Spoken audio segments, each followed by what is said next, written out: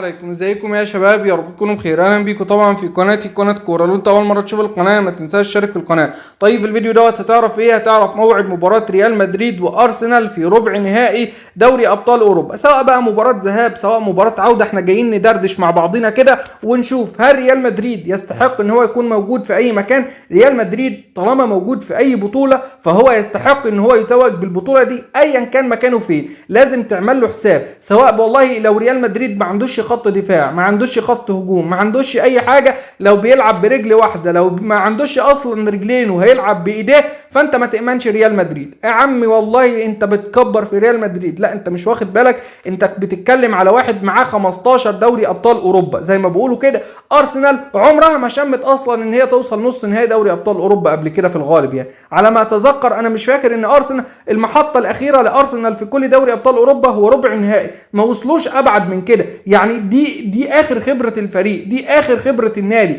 ما عندهمش طموحات اكتر من كده. هتقولي ده ارسنال وعندهم طبعا دفاع وعندهم هجوم وبيعرفوا يجيبوا اهداف بالرأسيات والعرضيات، وعندهم طبعا قبل كده ان هم كسبانين ريال مدريد ايام تيري هنري وبتاع، والكلام اللي بنسمعه دلوقتي ده والكلام اللي بدأ يتجدد.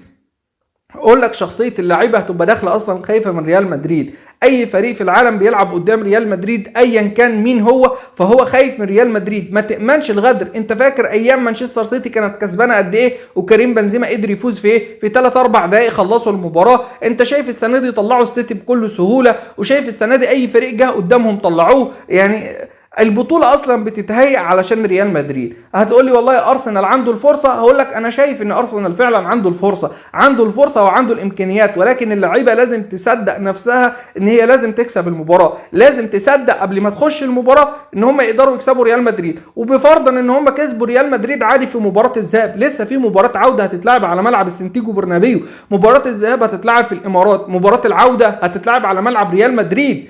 حلو الكلام.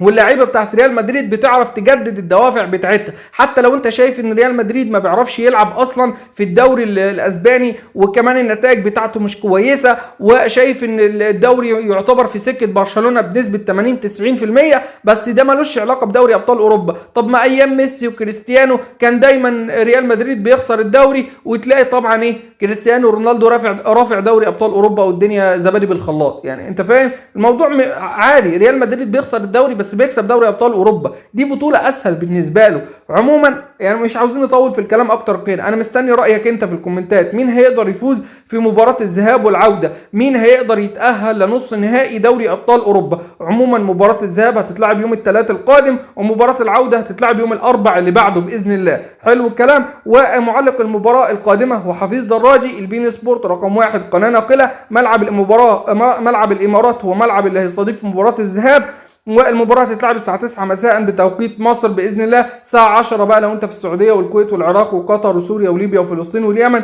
الساعه 11 لو انت في الامارات وسلطنه عمان، و8 لو انت في تونس والجزائر والمغرب. كده اديتك كل المعلومات الممكنه. اتمنى اشوف رايك في الكومنتات.